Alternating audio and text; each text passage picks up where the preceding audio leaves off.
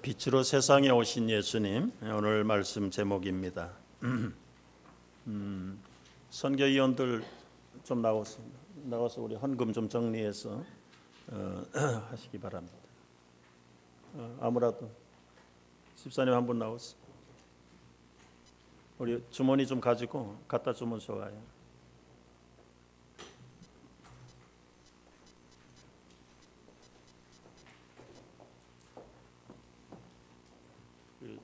선교사님 비행기 일정이 급해서 미리 좀 준비하는 겁니다.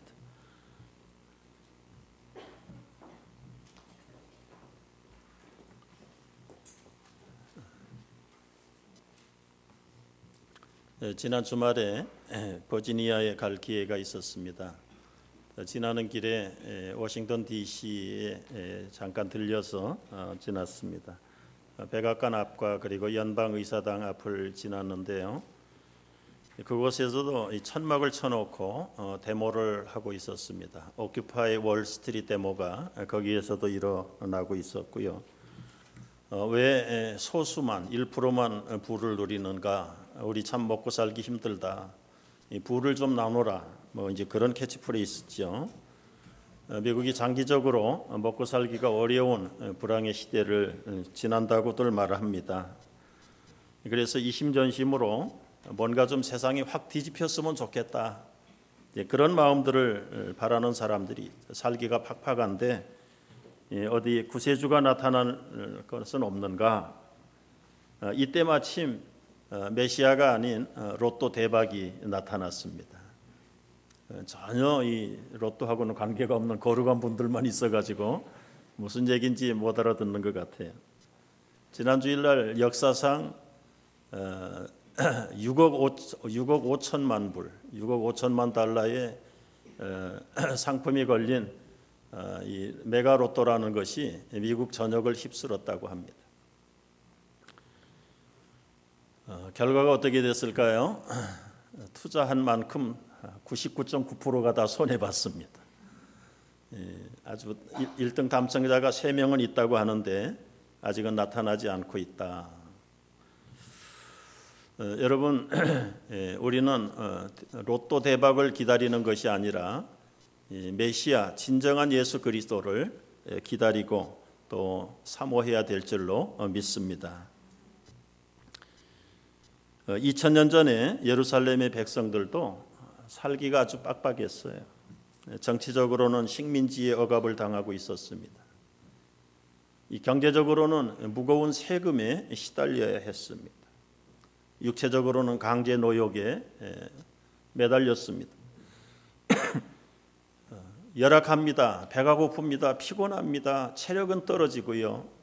영양실조에 걸리니까 온갖 질병들이 창궐합니다. 이 가정 저 가정 이 사람 저 사람 부유한 사람이 없고 풍요로운 사람이 없습니다. 이때 갈릴리를 중심으로 해서 참 신비하고 기대에 찬 소문들이 퍼져나가기 시작합니다. 메시아가 출현했대. 보리떡 하나 가지고 수천 명을 먹였다는데 소경이 눈을 뜨고 안진뱅이가 일어나는 기적들이 도처에서 일어난대.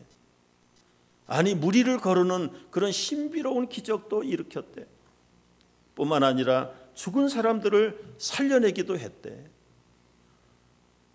이 소문은 1년이 아니라 3년 동안 갈릴리를 중심으로 해서 이스라엘 전역에 퍼져나가기 시작했습니다. 3년이 지나서 예루살렘에까지 이 소문이 들려서 그 소문의 주인공인 그 메시아라고 하는 사람이 예루살렘에 온댄다. 예루살렘 백성들의 마음은 그 엄청난 기적을 일으키는 그분을 보기를 원했어. 내 생에 한 번이라도 그분을 봤으면 좋겠다.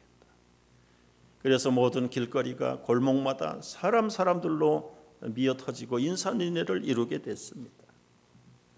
드디어 예수님은 평화의 왕으로 상징되는 어린 나귀 새끼를 타시고 예루살렘에 들어가시게 됩니다.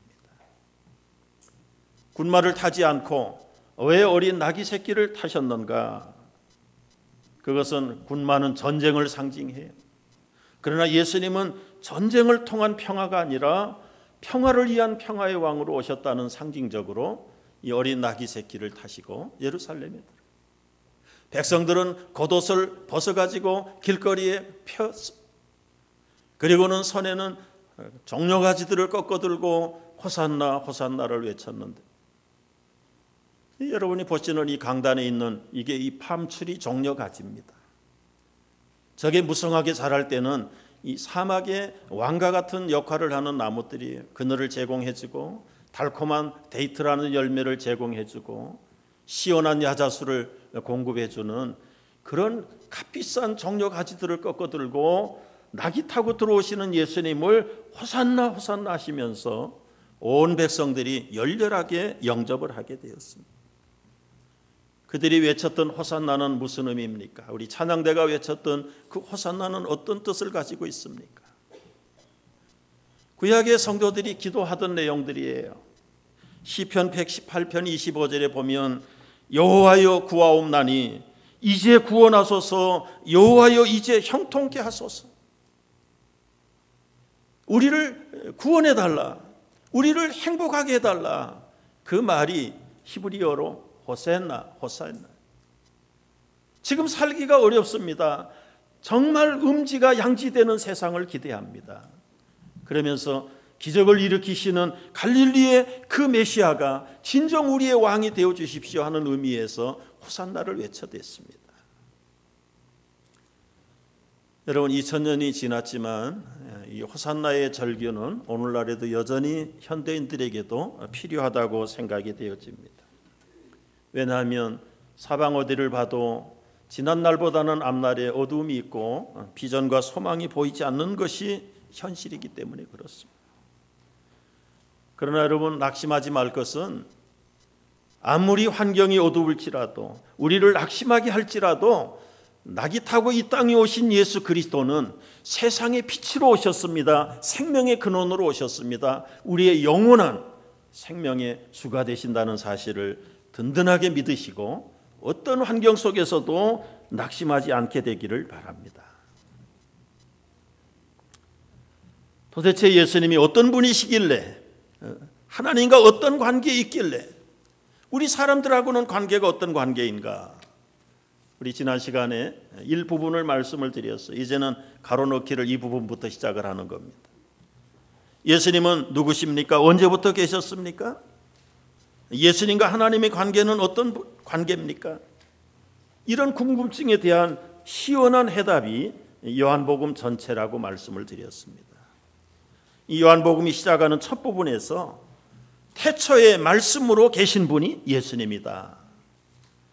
그래서 그리스도와 예수님과 시간과의 관계를 명확하게 1장 1절부터 선포하고 계세요.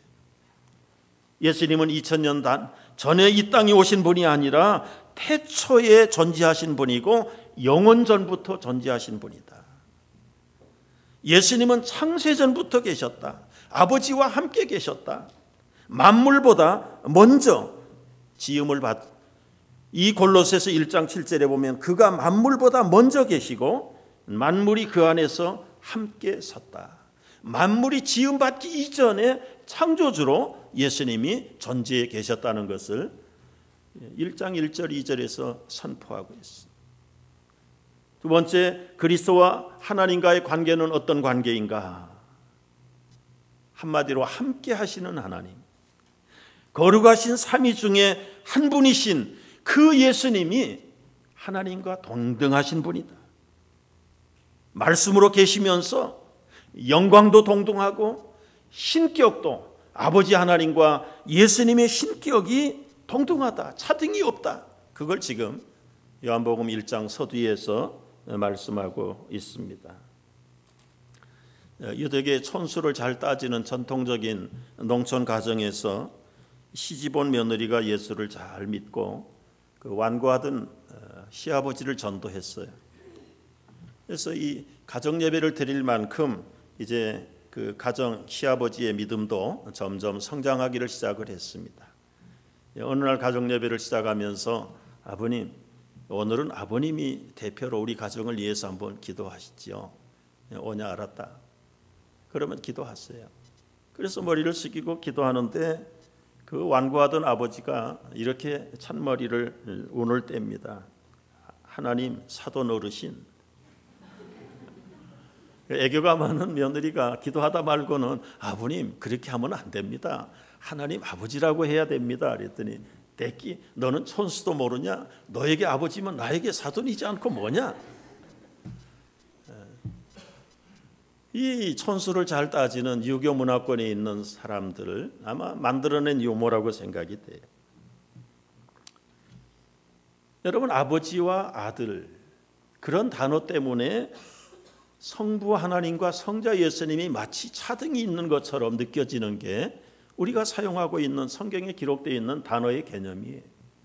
그러나 본질적으로는 아버지나 아들이나 성령님이나 동등하시고 본질이 하나시고 유일하신 하나님이신 것을 우리가 분명하게 깨닫고 믿으시기를 바랍니다.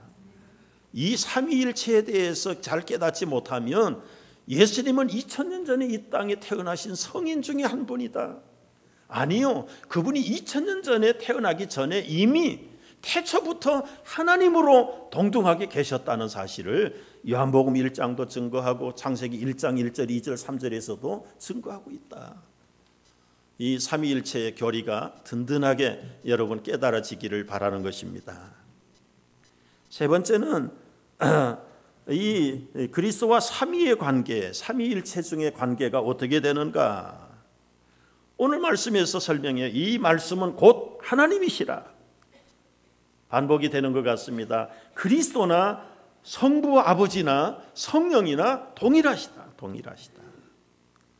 열등한 존재가 아니라 구원시키는 능력을 가지신 아버지의 권능이나 그 성자 예수님의 권능이나 그 구원의 복음을 믿고 적용할 수 있도록 역사하시는 성령님의 그 위격이나 똑같다. 여러분, 삼위일체는 아무리 사람의 말로 정확하게 설명을 해도 깨닫지 못하는 것이 신비로운 삼위일체 교리입니다. 어떤 비유를 들어서라도 삼위일체를 얘기하면 여러분 그건 잘못 설명한 거예요. 한번 시험을 해볼까요? 저는 여러분 앞에는 김 목사입니다. 제 아내에게는 남편입니다. 제 아이들에게는 아버지입니다. 그러면 사람이 세 사람이 필요합니까? 한 사람인데 하는 역할에 따라서 목사이기도 하고 남편이기도 하고 아버지입니다. 삼위일체를 이렇게 비유로 설명하면 여러분 이해가 되시겠습니까? 아멘 하면 그거 이단이에요. 이건 사람의 말로는 설명할 수 없어요. H2O를 가지고 설명을 합니다. 그냥 액체로 있을 때는 물이고 100도 가열을 해서 끓이면 수증기가 되고 영하 이하로 떨어지면 얼음이 된다. 모양은 얼음이고 물이고 수증기지만 그 본질은 H2O다. 본질은 H2O인데 나타나는 모양에 따라서 세 가지로 나눌 수 있다. 삼위일체가 좀 이해가 되십니까? 이해가 되면 이것도 이단입니다. 여러분이 성부, 성자, 성령의 동등하시고 근본이 하나라고 하시는 이 삼위일체라는 그 신비한 교리는 사람의 머리로서 이해할 수도 없고 설명할 수도 없는 것이 이 하나님의 존재입니다. 사람이 이해할 수 있는 분이 우리 하나님이라면 하나님은 그렇게 넓은 분이 못 되는 거예요. 우리가 오늘 밝혀주시는 요한복음을 통해서 깨닫는 그리스도와 삼위의 관계는 다 동등한 분이다. 뿐만 아니라 네 번째 보면 그리스도와 우주와의 관계는 어떻게 되는가?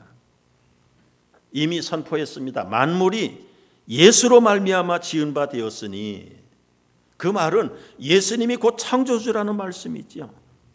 예수님이 절대로 하나님이 낳은 아들이고 피조물이고 만들어진 존재가 아니라는 것입니다. 우리말 표현으로는 동정녀 마리아에게 나시고, 설명을 그렇게 할 수밖에 없어요. 하늘에서 뚝 떨어지면 사람들이 안 믿어요. 안 믿을 뿐만 아니라 그분이 진짜 100% 사람이 아니면 사람의 사정을 어떻게 알고 사람의 죄를 대속하러 오시겠습니까?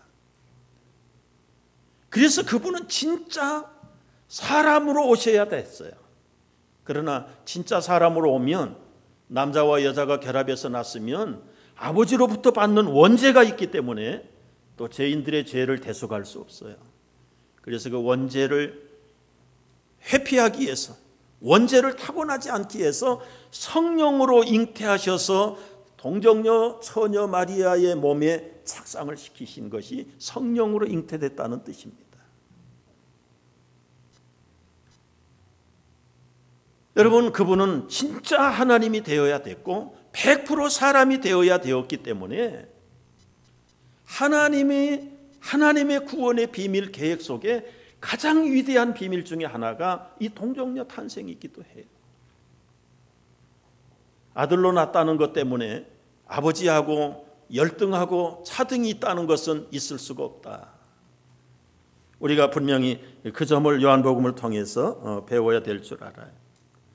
그 바로 마리아의 자궁에 잉태해서 출생하셨던 그 예수님이 이미 창세전에 말씀으로 계셨고 창조주였다는 사실을 우리가 분명하게 깨달아야 될 줄로 합니다. 다섯 번째는 이 그리스도와 사람들과의 관계는 무엇인가? 이 사람들의 빛이라 그랬습니다. 4절 5절에 보면은 그 안에 생명이 있었으니 이 생명은 사람들의 빛이라. 빛이 어두움에 비치되 어둠이 깨닫지 못하더라. 여러분, 예수님 안에 있는 생명이 사람들에게 전달되어지기 전에 빛으로 임하셨다. 조금 설명이 필요합니다. 창세기 1장에 천지를 창조하시는 순서를 여러분 기억하십니까? 첫날에 하나님이 뭘 만드셨어요? 빛이 있으라 하심에 빛이 있었다. 여러분, 이 빛은 햇빛이 아니에요. 햇빛은 몇째 날 만드셨습니까? 넷째 날 만들었어요. 그러면 해가 만들어지기 전에 빛이 있었다는 것은 뭘 의미하는가? 그 빛은 생명의 근원이다. 생명이 예수님 안에서 나온 것이다. 여러분, 셋째 날, 태양이 만들어지기 전에 셋째 날에 씨 맺는 온갖 채소와 나무들을 만드셨습니다. 우리가 생각할 때는 햇빛이 없으면 나무가 못 자랄 것이다. 그건 일반적인 상식인데요, 맞지 않아요. 이미 햇빛이 없는데도 불구하고 하나님은 씨 맺는 온갖 채소들과 나무들을 만드셨어요. 그 만들었다는 말은 태양이 없어도 그 안에 이미 생명을 존속시켰다는 의미입니다. 이 말씀은 굉장히 중요한 설명이 필요한 말씀이에요. 예수님 안에 생명이 있었는데 이 생명이 사람들의